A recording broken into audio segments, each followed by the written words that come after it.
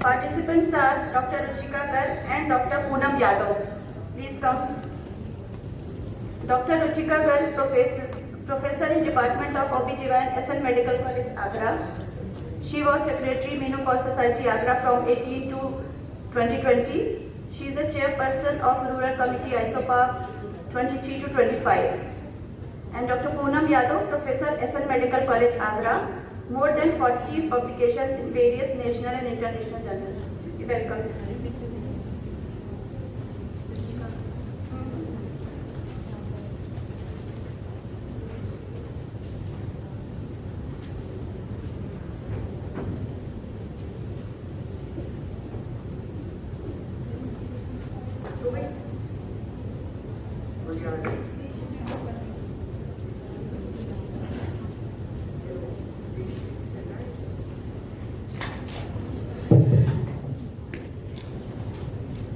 So my topic is thyroxine justified?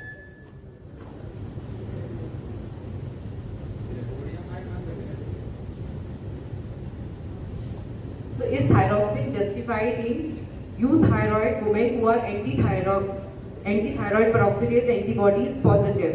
So we know that there are two types of anti-thyroid antibodies, either anti-thyroid peroxidase antibodies or thyroglobulin antibodies. So these antibodies are responsible for these antibodies cause autoimmunity. It's a very specific topic, and I am speaking for the motion that thyroxine should be given in anti-TPO antibody positive euthyroid women. So thyroid hormone receptors are present in the granulosa cells and in the human oocytes also. So by that they mediate progesterone production and also have the effect on trophoblastic differentiation. So we all know that thyroid autoimmunity is the most common cause of overt or subclinical hypothyroidism.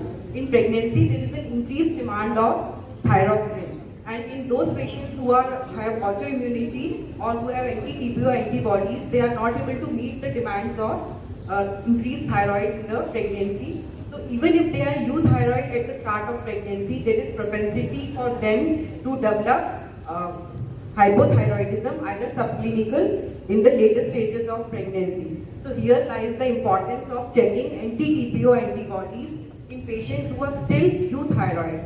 So these anti-TPO antibodies are present in 2 to 17% of pregnant women. And it has been found in various studies that these TPO antibody, if they are positive, there is increased risk of miscarriage, preterm labor, and the child has lower motor and intellectual development and autism. So there is poor maternal and fetal outcomes.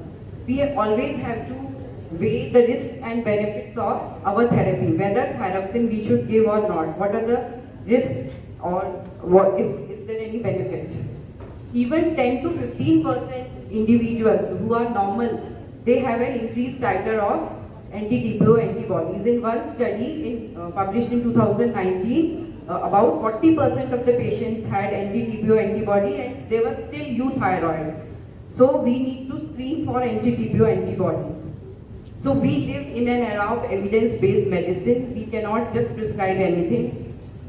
So this was a big study from India, and here the TPO antibody positivity rate was around 11%, and out of that 4% women were euthyroid, and these women had increased risk of preterm labor, infertility, and recurrent miscarriages also more in euthyroid women who are anti-TPO antibody positive. This is another study. Here, labor rates were also in anti-TPO antibody positive patients. This was studied in British Medical Journal 2020. So now the big question lies, whether we should supplement or we should not. So there was a study where there was a lower risk of miscarriage when anti-TPO antibody positive euthyroid women were prescribed with thyroxine because their recurrent miscarriages was reduced. And in another study, the incidence of preterm labor was reduced. In another important study published in Journal Clinical Endocrinology, the preterm delivery rate was substantially reduced in those patients who were given thyroxine supplementation. The dose of thyroxine is to be decided according to the iodine status of the patient, the body mass index, also the level of anti-TPO antibodies. So this was a meta-analysis and it proved that in 2020 200 women, there was a lower preterm birth rate in those who were prescribed thyroxine. But those who were initiated treatment before conception, the positive effect. Now coming to the guidelines, what the guidelines say? According to the American Thyroid Association guidelines, 2017, in euthyroid women, anti-TPO antibodies from 2.5 to 4, they can be prescribed, but the evidence is not yet sufficient. So, if TSH is more than 2.5, give thyroxine. And if anti-TPO antibody negative TSH is more than 4, then we have to give thyroxine supplementation. According to Endocrine Society guidelines, those patients who have subclinical hypothyroidism, either they are anti-TPO positive or not, we have to supplement them with thyroxine.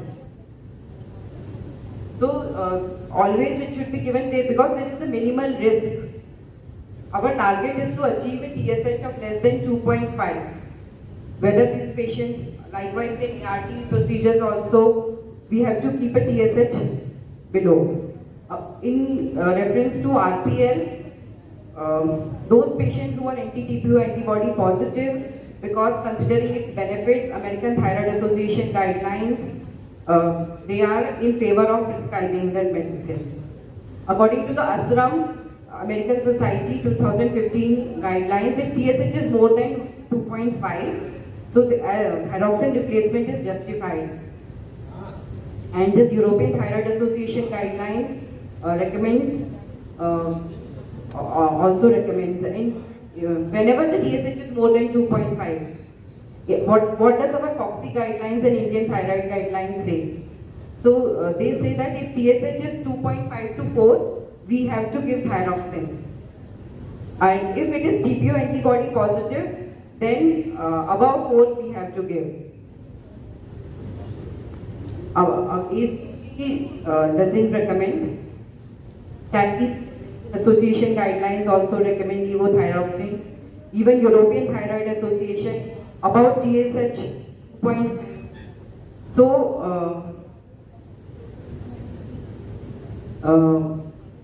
time is not allowing me.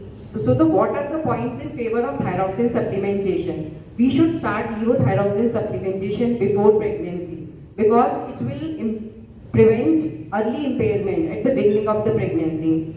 In India, where prematurity is such an important cause of neonatal mortality, I would like to go for the motion for prescribing. And even if there is a benefit of doubting patients with recurrent pregnancy loss, we should prescribe the lowest doses because there is minimal risk. And according to the level of anti-TPO bodies and weight of the patient, we have to prescribe. So preconception adjustment of levothyroxine is very much required for adequate maternal thyroid function. So what is the optimum timing to start levothyroxine? It's at least 3 months before pregnancy. Because there is a switch from endocrinology to intracrinology so that the molecular mechanisms and epigenetics come into the play. So tailored therapy is always justified and always monitor, strict monitoring after 4 to 6 weeks. Should be done of TSH levels, iodine intake should be monitored, and low dose of thyroxine, it will avoid the molecular mechanisms around the implantation window in a healthy subset of women, so those who are prone to develop hypothyroidism later in the pregnancy. So here I go for the motion for supplementing thyroxine in euthyroid patients who are anti-TPO antibody positive, because even if there is a minimal effect and there are no side effects, we should always prescribe it.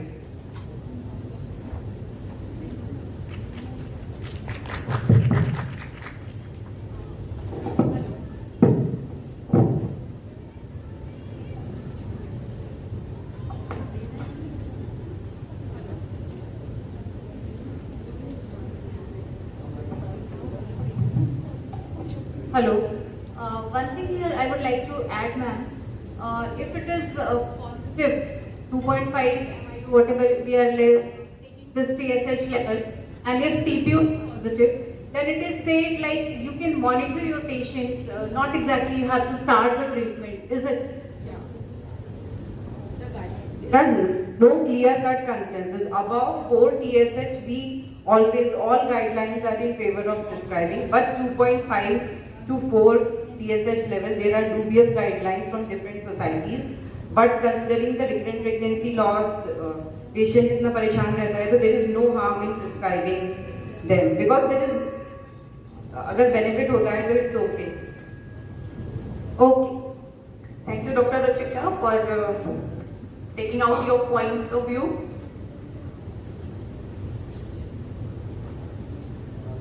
Okay. Today I am here to share my views on whether thyroxine is justified in positive euthyroid movement. The point is patient is euthyroid and TPO positive. So these are some physiological changes in the thyroid function. Thyroid gland increases, T324 decreases, TSH decreases, and 10 to 20% of all pregnant women in first trimester are either thyroid positive, TPO positive, or thyroglobulin antibody positive, and they are euthyroid. And out of these, 16% of TPO positive and euthyroid women in first trimester develop TSH more than 4, and 33 to 50% TPO positive develop postpartum thyroiditis. What is this TPO? TPO peroxidase is an enzyme present in the thyroid gland. It utilizes the iodine and produces the T3 and T4. And anti-TPO antibodies blocks this and decreases the production of T3 and T4. This is the normal physiological response of increasing FT4 level in response to HCG. And you can easily see this with the black dotted line that response is blunted in patients of TPO positive as compared to TPO negative. These are the implications of TPO antibody, as my colleague has already pointed out. But there are also some studies have shown there is increased risk of GDM as well as PIH, premature birth, perinatal death, other implications. These are the two mechanisms by TPO antibody acts. Its thyroid-mediated autoimmunity destroys the thyroid and decreases the functional capacity of the thyroid gland, and increased demand of the thyroid in the pregnancy is mediated by TSH receptor stimulation by LPG, and in positive moment the response is blunted. Three sets of hypotheses underlie the association of thyroid autoimmunity with the pregnancy complication. First one is thyroid antibody may be considered as a marker of generalized autoimmune dysfunction, which itself has been responsible for increased pregnancy loss, not just thyroxine, deficiency of thyroxine. TPO antibody euthyroid women before pregnancy are more prone to develop subclinical or overt hypothyroidism. Thyroid autoimmunity also associated with infertility and elderly pregnancy, and age can also add itself to the role of prematurity and IUGR and other pregnancy-related complications. So, how to follow and when to treat these TPO positive euthyroid women? There are two sets of guidelines given by the American Thyroid Association and Endocrine Society guidelines. Both have not recommended screening of all women in first trimester pregnancy to prevent spontaneous abortion or miscarriage. Both societies have not recommended all screening of euthyroid women, whether she is going for IVF or whether she is at high risk of preterm delivery. They have not recommended any role of levothyroxine or IVIG therapy in patients of TPO positive euthyroid women. And they have not recommended any role of selenium therapy by any of the society to prevent the postpartum thyroiditis. So how to follow these euthyroid TPO positive women? Definitely they are at risk population and we have to put them in close surveillance. And all euthyroid TPO positive women, we have to follow with TSH every 4 weekly during first half of the pregnancy, then at least once between 26 and 32 weeks, because in second half of the pregnancy these antibody levels naturally comes down. We have to adjust these levothyroxine to maintain the TSH less than 2.5 in first and less than 3 in the second trimester. No role of selenium at all is recommended. There are few observational studies, but that are of level C recommendations. This is the algorithm that I have already elaborated. So definitely this is a grey area in the medicine, and decision should be by taking adequate communication with the patient, and approach must be evidence-based and weighing the potential harm of the over-treatment. So clinical expertise, best research evidence, and patient communication gives evidence-based clinical practice, and I have brought many of the evidences for you all. This is the huge systematic review and meta-analysis published in the Front Endocrinology Journal in 22. This consists of multiple well-designed RCTs and cohort studies. They have not recommended levothyroxine in TPO positive euthyroid women. They have not found any benefit in perinatal outcomes. This studies has somehow they have some observational studies in this meta-analysis pointed out there is decrease in the preterm delivery rate, but RCTs has shown no difference in the preterm delivery rate. These another meta-analysis published in BMJ 2021, all these 6 RCTs failed to demonstrate any evidence of benefit from levothyroxine in euthyroid TPO positive women. These are the multiple another studies. They are not in favor of use of levothyroxine in euthyroid women, published in well-reputed journals. This is a very interesting study. I would like searching out the literature. It's a well-designed cohort study, around 11,000 patients. They have correlated the finding of TPO antibody level and development of the hypothyroidism. They found that if the TPO antibody level are more than 59 units per ml, then there is a significant risk of development of hypothyroidism, and that's why it is not recommended in all women. These are the recommendations in summarize. In excess thyroxine in all euthyroid TPO positive women point in favor of us. For my colleagues, quality of evidences are definitely low of level 2 and level 3. Strength of recommendation is C, and there is risk of overtreatment. And against the notion, quality of evidences are level 1 and 2 and various RCTs. Strength of recommendations are A and B. However, close surveillance is needed, but there is no risk of overtreatment. And current trial and evidence does not support the use of levothyroxine in euthyroid TPO positive, either pre-conception or during pregnancy. So lack of evidence of benefit of levothyroxine, it is time to re-examine the routine recommendation. And lack of impact of levothyroxine in various trials support the concept that the primary pathogenesis of pregnancy loss in euthyroid TPO positive women is a hostile immune environment, not a relative thyroid hormone deficiency. So why to treat every euthyroid woman with thyroxine? There is risk of over-treatment definitely. It is feasible that only subgroup of euthyroid women with TPO positive antibody would benefit from levothyroxine, such as unselected women, higher TSH, higher TPO titer, and women with impaired response to SCG. Thank you.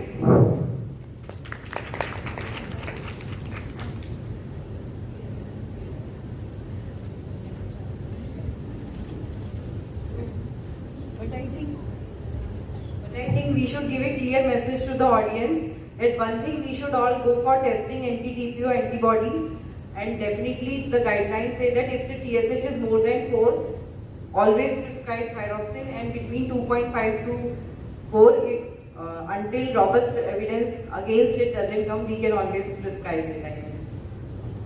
Just make it simple, partner, that you have to maintain the TSH level below 2.5 in first trimester, whether it is TPO positive or TPO negative. You have to maintain that. Is TPO recommended in all pregnant? No. Both of the association, even 2011 and even in 2019, they have revised their recommendation. They have not recommended TPO antibody evaluation in each and every pregnant woman. And what about if high-risk women do not have FT3, FT4 and TSH both, all three should be done in all TSH is the screening. TSH is the screening. If it is it is increased, then you have to go for TSH is mandatory. Routine screening for all pregnant women should be done. These are the guidelines of FOXI and Indian Thyroid Society as well. So VDRL और सब लिखते हैं उसके साथ TSH is must. और जो high risk हैं, those who are infertile, we can go for anti-TPO antibody titer also. Because I have seen but cohort more they than have 1,000 also. If it is more than 59, they have recommended there are fair chances of development of hypothyroidism, but then you can give them preconceptionally or in low dose in 25 or 12.5. In reports, I have seen more than 1,000 also. That is, it's beyond the limit of the pathology lab. Just presence of antibody is not an amount of thyroid, whatever gland is functioning. That is what you want. Thank you, participants. Now the topic for debate is insulin sensitizer for all PCOS, yes or no, for which I would